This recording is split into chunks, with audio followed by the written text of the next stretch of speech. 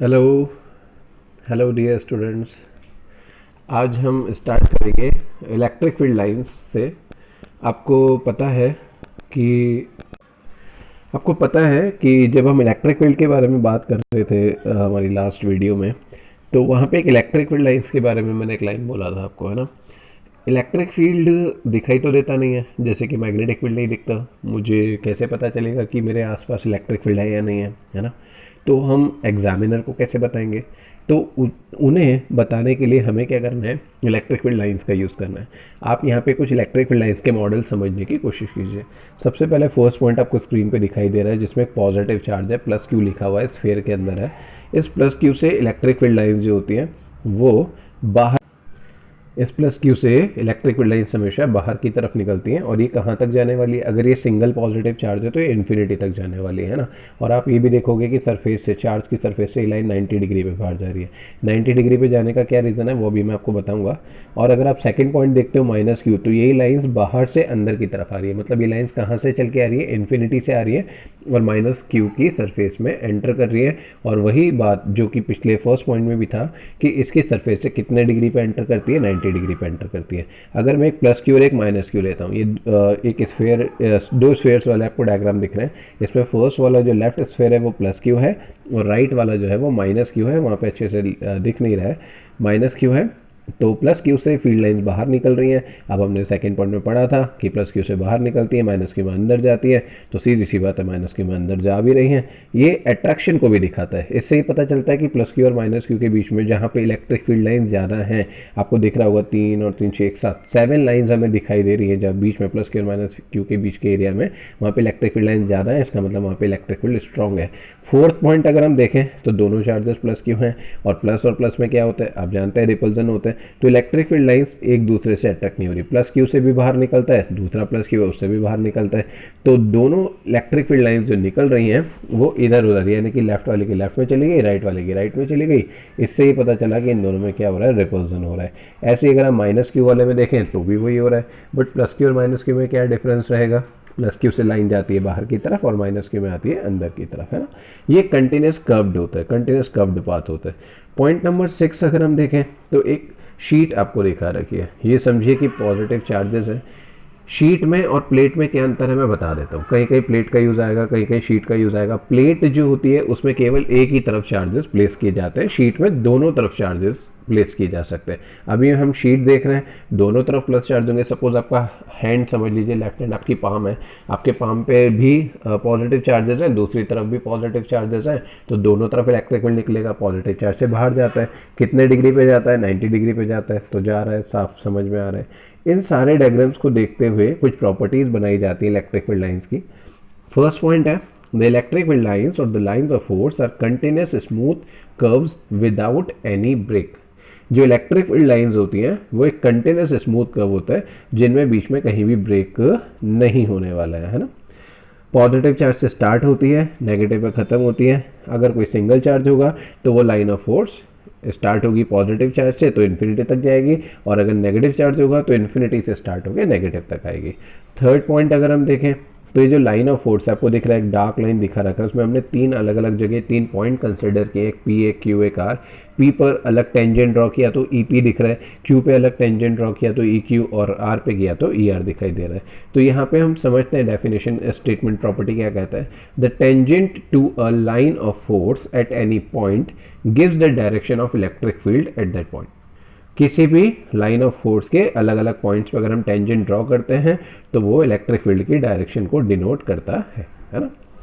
Fourth point, the lines of force are always normal to the surface of conductor. जैसा कि हमने first point में भी पढ़ा था, इलेक्ट्रिक फील्ड लाइंस पॉजिटिव से चार्ज से बाहर जा रही थी, सरफेस से कितना डिग्री बना के जा रहा था? 90 डिग्री बना के जा रहा है। क्यों जरूरी है 90 डिग्री पे जाना? एक्चुअली अगर इलेक्ट्रिक फील्ड लाइंस 90 डिग्री पे जाएगी तो वहाँ के जो चार्जेस हैं, जो सरफेस पे चार्जेस बैठे हैं, वो इक्विलिब्रियम में रहेंगे। किस में रहेंगे? इक्विलिब्रियम में। मैं आपको शॉर्ट में समझाता हूँ।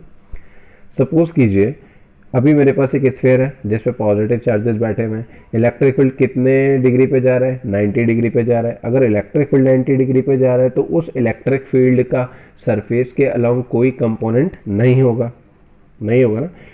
ई 90 डिग्री पर है, 90 डिग्री एंगल सरफेस के साथ है, तो इसका कंपोनेंट क्या बना, ई कॉस 90। कॉस 90 का वैल्यू क्या होता है, 0, तो ई कॉस 90 कितना हो गया, 0।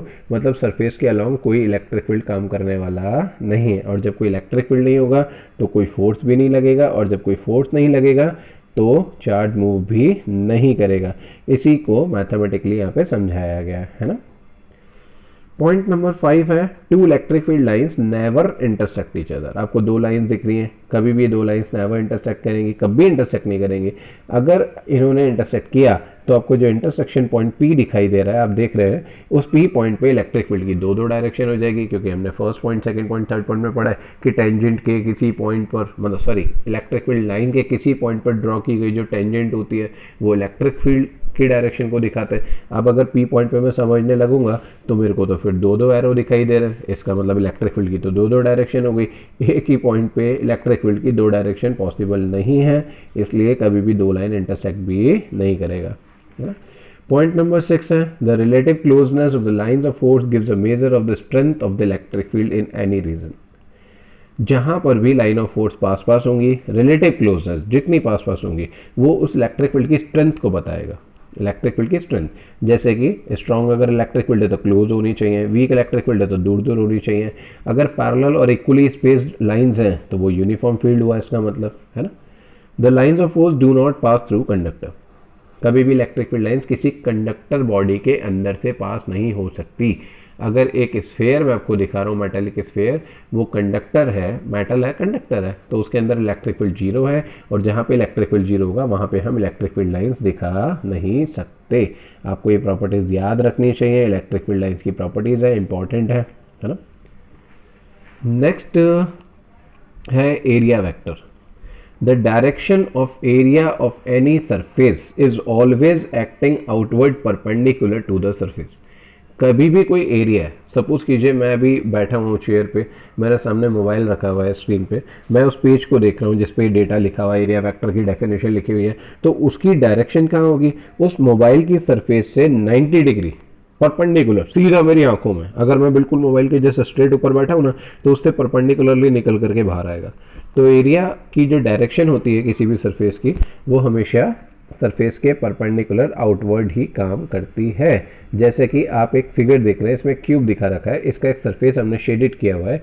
आप इस शेडेड पार्ट, शेडेड एरिया का अगर डायरेक्शन देखना चाहें तो आप देख लीजिए, इससे बाहर की तरफ जा रहा है D S vector. D S का मतलब छोटा सा एरिया, स्मॉल एरिया एलिमेंट के लिए हम डी एस का यूज़ कर रहे हैं, एस मतलब सरफेस एरिया, या फिर हम अगर दूसरे तरीके से लिखना चाहें तो डी एस के साथ एन कैप लगा दिया गया। आर कैप लगा सकते हैं। एन कैप का मतलब यहाँ पे नॉर्मल से, नॉर्मल टू द सरफेस, इसका मतलब सरफेस से हमेशा 90 डिग्री पर वो रहेगा, है ना। ओके, आगे है continuous charge distribution.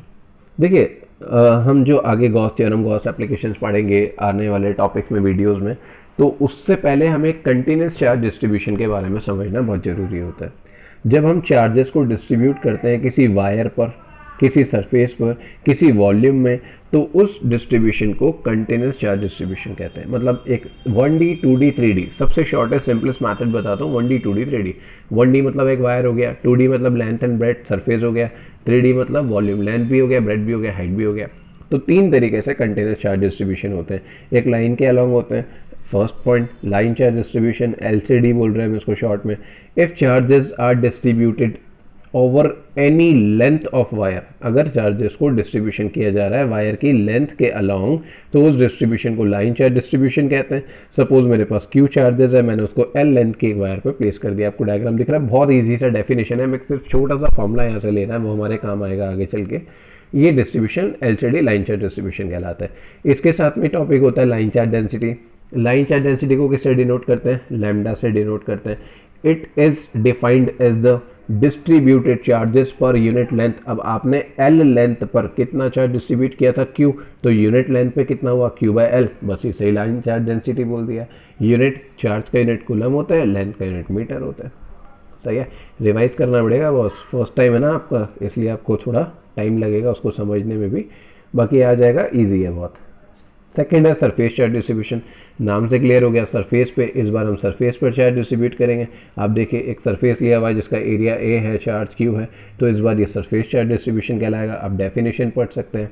if charges are distributed over any area of surface, then distribution is called surface charge distribution. Suppose q charges is placed over a area of the surface, तो surface charge density क्या है, जैसे line charge distribution था और line charge density था, ऐसे surface charge distribution हो गया, अब सरफेस चार्ज डेंसिटी आ जाएगा sigma. It is defined as the distributed charges per unit area. सीधी सी बात है, वहाँ पर distributed charges per unit length था, यहाँ पे distributed charges per unit area है. वहाँ पे क्यू बाई एल था, यहाँ पे क्यू बाई ए है. वहाँ पे सिंबल लैम्डा था, यहाँ पे सिंबल सिग्मा है. यूनिट क्या हो जाएगा, चार्ज का यूनिट कूलम, एरिया का मीटर स्क्वायर. ठीक है. और सेम, अब तो थोड़ा आपको समझ आ गई होगी बात. अब वॉल्यूम चार्ज डिस्ट्रीब्यूशन है तो 3D हो गया. 3D में हम एक सरफेस की जगह क्यूब ले लेंगे, ठीक है, स्फेयर ले लेंगे, उसका वॉल्यूम v है, चार्ज q है, और इसकी जो डेंसिटी होती है इसे हम रो से डिनोट करते हैं. किससे डिनोट करते हैं, रो से. तो रो इज इक्वल टू क्या हुआ, q बाय, सोचो q बाय v, है ना, कूलम पर मीटर क्यूब. सही है बॉस, बिल्कुल सही. नेक्स्ट हमारे पास टॉपिक है difference between charge and mass. Actually ये पहले ही हो जाना था बट रह गया होगा, इसलिए यहाँ पे आ रहा है difference between charge and mass. Charge और मास. चार्ज की बात करते हैं. चार्जेस हमने देखे पॉजिटिव भी होता है, हाँ, नेगेटिव दो टाइप के होते हैं. अच्छा, जीरो भी तो हो सकता है, uncharged do net charge zero. Mass हमेशा पॉजिटिव होगा. अगर किसी बॉडी का मास ही नहीं है तो फिर वो बॉडी ही नहीं है यार, सीधी सी बात है. चार्जेस हमेशा क्वांटाइज्ड होते हैं ना, Q equal to any. Charge का कभी लॉस नहीं होता है. यहाँ पे लिखा हुआ है quantization of mass is not yet established. अब मैं 9th क्लास में अगर जाता हूँ तो वहाँ पे बोला जाता है मास भी क्वांटाइज्ड होता है, बट मास क्वांटाइज नहीं होगा डियर. मास में कुछ ना कुछ लॉस हो सकता है, और वो मास के लॉसेस हम न्यूक्लियर वाले चैप्टर में पढ़ेंगे, बाइंडिंग एनर्जी में कन्वर्ट हो जाते हैं. कैसे कन्वर्ट होते हैं मैं आपको शॉर्ट में फटाफट से बता देता हूँ. आप ये देखिए, आपने चार्ज की प्रॉपर्टी जब पढ़ी थी तो चार्ज कंजर्वेशन पढ़ा था, है ना. 92 uranium 235 plus 0 N1 gives 56 Ba 141 plus 36 Kr 92 plus 30 N1. ये लिखा हुआ है आपके फर्स्ट पार्ट में, मिल जाएगा आपको. वो चार्ज कंजर्व्ड है, बैलेंस हो रहा है. 92 56 प्लस 36 92 हो रहा है. ठीक है. अब मुझे बताइए कि एक मास की बात करते हैं. मेरे पास एक पटाखा है, कोई बॉम्ब है. वो बॉम्ब मैं चलाता हूँ दिवाली पे, पहले मैं उसका वेट कर लेता हूँ, मास निकाल लेता हूँ. जैसे मैं उसे चलाता हूँ एक कमरे में, रूम में, रिएक्शन होती है. फटने के बाद में उसका सारा कचरा इकट्ठा करके फिर उसका मास चेक करता हूँ. व्हाट डू यू थिंक, ये मास पहले वाले मास के इक्वल होगा? डेफिनेटली नहीं होगा. मतलब मास में क्या आ गया, डिफरेंस आ गया. बहुत सारे एग्जाम्पल्स हैं, मैं यहाँ इसको भी नहीं लूँ. कोई न्यूक्लियर रिएक्शन देख लीजिए, वहाँ पे भी मास में डिफेक्ट आता है. तो और वो जो रिएक्शन मैंने आपको बताई 92 रहने वाली, वो न्यूक्लियर फिजन की रिएक्शन है, वहाँ पे मास निकलता है, मास एनर्जी में कन्वर्ट हो जाता है. 200 mega electron volt energy release होती है, वो हम चैप्टर 13 में सीखेंगे. नेक्स्ट पॉइंट है, charge on a body does not depend on its speed. किसी भी बॉडी का जो चार्ज होता है वो उसकी स्पीड पर डिपेंड नहीं करता है. किसी भी स्पीड से पार्टिकल जा रहा हो, चार्ज पे कोई फर्क पड़ने वाला नहीं है, लेकिन डेफिनेटली मास पे फर्क पड़ने वाला है. आपको ये रिलेशन दिख रहा है, m is equal to m not by under root 1 minus v square by c square.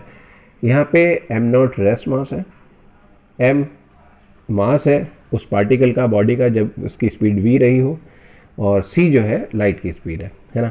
आप यहाँ पे देखेंगे अगर कि कोई पार्टिकल अपना तेज स्पीड से चलता है, मतलब उसका v का वैल्यू इंक्रीज होता जाता है. v बढ़ेगा तो v square by c square भी बढ़ेगा, है ना. V square by c square बढ़ेगा तो 1 minus v square by c square छोटा हो जाएगा, है ना. तो जो स्मॉल एम है, डिनोमिनेटर छोटा हुआ तो स्मॉल एम का वैल्यू बढ़ेगा, मतलब स्पीड बढ़ने पे मास बढ़ता है. ये एक बहुत बड़ा पॉइंट है, आइंस्टाइन ने दिया था, आइंस्टाइन थ्योरी ऑफ रिलेटिविटी में का एक रिजल्ट है ना. Next point, electrostatic force between two charges में भी अट्रैक्टिव और रिपल्सिव. हमने पढ़ा हुआ है फोर्स ऑफ अट्रैक्शन, रिपल्सन दो टाइप के हो सकते हैं, अट्रैक्टिव भी हो सकता है, रिपल्सिव भी हो सकता है. बट ग्रेविटेशनल फोर्स जो मासेस वाला होता है वो हमेशा अट्रैक्टिव होता है, वो कभी रिपल्सिव नहीं होता है. एक चार्ज्ड बॉडी जो है, इलेक्ट्रॉन है, प्रोटॉन है, वो चार्ज बॉडीज़ हैं, उनके पास डेफिनेटली कुछ ना कुछ मास तो होगा ही होगा.